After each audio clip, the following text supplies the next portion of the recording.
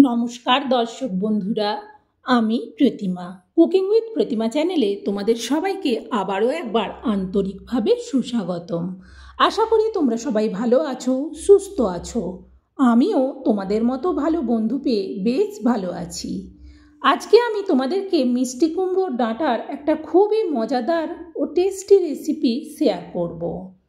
রেসিপিটা শুরু করার আগে যে সমস্ত বন্ধুরা আজকে প্রথম আমার এই মিষ্টি কুমড়োর ডাঁটার রেসিপিটা দেখছো, তোমরা আমার এই চ্যানেলটাকে সাপোর্ট দিয়ে আমাকে তোমাদের বন্ধু করে আমার পাশে থেকো।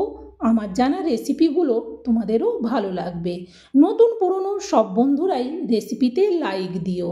চলো তাহলে এবার রেসিপিটা শুরু করি। দেখো, আমি এখানে 100 গ্রাম খেসারির ডাল নিয়েছি।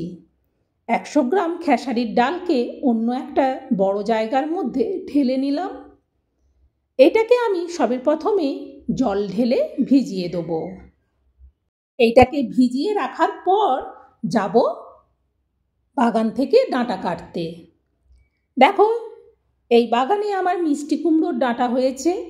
এই ডাঁটার আগার দিকগুলোই কেটে নেব।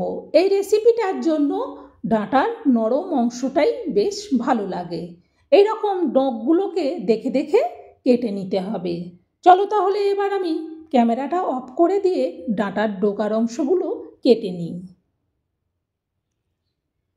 দেখো, কেটে নিয়েছি। যতটা লাগবে ঠিক ততটাই কেটেছি। এবার এই ডোকের অংশগুলোকে আমি সুন্দর পরিষ্কার করে কেটে নেব। দেখো, কেটে নিয়েছি একটা ঝুড়ির মধ্যে। এবার আমি এগুলোকে ধুয়ে নেব। বেশি পাতা নিইনি, কারণ এমনিতেই ডগগুলো নরম। ধুয়ে নিয়েছি। ধুয়ে নেওয়ার পর আমি ডাঁটাগুলোকে থালার এক সাইডে রেখেছি, আর তাতে দেওয়ার জন্য নিয়েছি একটা আলু। আলুকেও আমি ডাঁটার মতো লম্বা লম্বা করে কেটে নিয়েছি। এরপর দেখো, ডালটা যে ভিজিয়ে রেখেছিলাম বেশ সুন্দরভাবে ফুলে গেছে। এইটাকে এবার সাইডে রেখে দিয়ে আমি গ্যাস জ্বেলে দিয়ে কড়া বসিয়ে দিয়েছি। তাতে দিয়ে দিচ্ছি তেল। সরিষার তেলটা দেওয়ার পর খুন্তি দিয়ে একটু চাড়িয়ে নিচ্ছি। এরপর আমি এতে দিয়ে দেবো অল্প একটুখানি 5 ফোড়ন। তারপর দিচ্ছি 2টো শুকনো লঙ্কা। 2 মিনিট এটাকে ভেজে নেব। 5 ফোড়ন থেকে সেন্ট বেরোলেই ওতে দিয়ে দেবো আলুগুলো। আলুগুলোকে ভালো করে উল্টে পাল্টে ভাজতে হবে।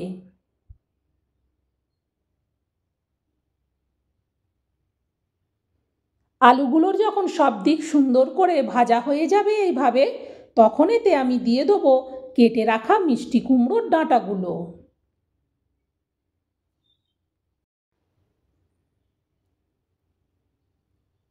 সব ডাঁটাগুলো দেওয়া হয়ে গেলে এটাকে ভালো করে একটু নাড়তে হবে, যাতে তেলটা পুরো ডাঁটার মধ্যে মিশে। সব সুন্দর করে নাড়া হয়ে গেছে। এবার এটা ঢেকে দেবো। এটা ঢেকে রেখে দিয়ে এতে দেওয়ার জন্যে আমি মশলাটা রেডি করে নেব।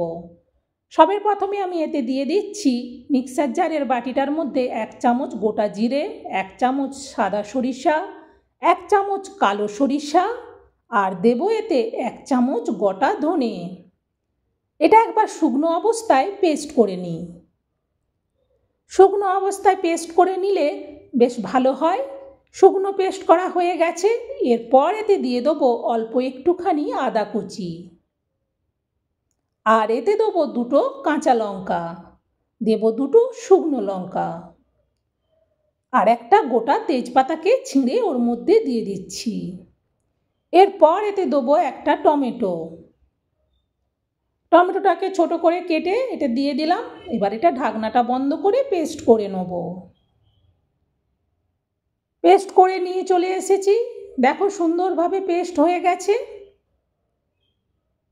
যেহেতু টমেটোটা ছিল তাই আর ওতে জল দিতে হয়নি। এবার আমি কড়াইয়ের ঢাকনাটা খুলে দেখো কতটা কমে গেছে। ডাঁটাগুলো যেহেতু একেবারে নরম, তো সেই জন্যে সুন্দরভাবে নরম হয়ে কমে গেছে। এবার এটা নাবিয়ে নেব।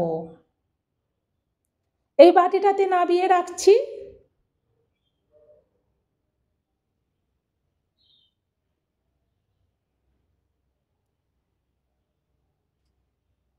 নাবানো হয়ে গেছে। এবার আমি এটা ঢেকে রাখলাম। আবারও আমি কড়াইয়ের মধ্যে একটু তেল দিয়ে দিচ্ছি। এরপর ওই বেটে রাখা মশলাটা দিয়ে দিলাম। পুরো মশলাটা একেবারেই দেওয়ার পর এটাকে ভালো করে মশলাটাকে ভাজবো।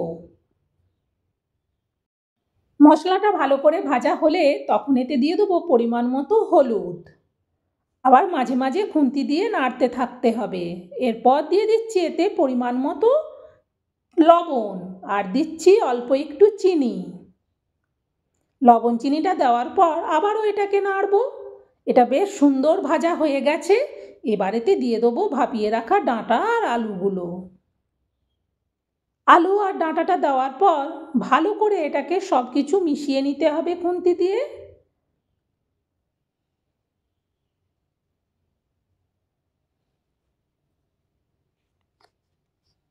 সুন্দরভাবে মেশানো হয়ে গেলে এবার এতে দিয়ে দেবো পরিমাণ মতো জল। আবারও খুন্তি দিয়ে একটু ভালো করে নেড়ে দিলাম। এরপর এটা ঢেকে দেবো। এবার আমি সেই মিক্সার জারের বাটিটার মধ্যে ভিজিয়ে রাখা কলাইটা দিয়ে দিলাম। এবার কলাইটা পেস্ট করে নেব। অল্প একটুখানি জল দিচ্ছি। জল দিয়ে এটাকে ঢেকে দিয়ে পেস্ট করে নিই। দেখো পেস্ট করে নিয়ে চলে এসেছি। এবার এটা পুরোটা একটা অন্য জায়গার মধ্যে ঢেলে নিচ্ছি। পুরোটা বের করা হয়ে গেছে। এবার আমি বাঁ হাত দিয়ে কড়াইয়ের ঢাকনাটা সরিয়ে দেখছি। সুন্দরভাবে বেশ ফুটে গেছে তরকারিটা। খুন্তি দিয়ে একটু নেড়ে দিলাম। এরপর আমি বেটে রাখা কলাইটা অল্প অল্প করে উপর থেকে দিয়ে দেবো। এতে লবণও দিতে হবে না, হলুদও দিতে হবে না। এইভাবে উপর থেকে সবটা দেওয়া হয়ে গেছে। সব কলাই বাটাটা দেওয়ার পর এটাকে ঢেকে দেবো। 3-4 মিনিট বাদে ঢাকনাটা খুলে দেখছি বড়াগুলো বেশ ধরে গেছে আর এগুলো ঘেঁটে যাবে না। এবার আস্তে করে খুন্তি দিয়ে উল্টে পাল্টে ভালো করে এটাকে নেড়ে দেবো। আর যেহেতু তরকারিতে লবণ দেওয়া আছে তাই বড়াতে এমনি লবণ হয়ে যাবে। নাড়ার পর এটাকে ঢেকে দেবো আবার। 3-4 মিনিট বাদে ঢাকনাটা খুলে দেখে নিচ্ছি। সুন্দরভাবে দেখো ফুটছে। এইভাবে যখন হয়ে যাবে তখন এটা নামিয়ে নেব। নামিয়ে নেওয়ার জন্য এই জায়গাটা নিয়েছি, এতে আমি ঢেলে নিচ্ছি। বন্ধুরা একবার হলেও মিষ্টি কুমড়োর ডাঁটা দিয়ে এই রেসিপিটা বানিও। খেতে অসম্ভব সুন্দর লাগে। আর যেহেতু এটা নিরামিষ তাই সব বন্ধুরাই বানিয়ে খেতে পারবে। আর এটা অবশ্যই শেয়ার করে দিও। এত সুন্দর মজাদার রেসিপি আমি তোমাদেরকে শেয়ার করলাম, তোমরাও কিন্তু শেয়ার করে দিও। আর কমেন্ট করতে কিন্তু ভুলো না আমার এই রেসিপিটা তোমাদের কেমন লাগলো। বাগানের টাটকা ডাঁটা দিয়ে এত সুন্দর একটা রেসিপি তোমাদেরকে শেয়ার করলাম। তোমরা সবাই ভালো থেকো, সুস্থ থেকো, টাটা।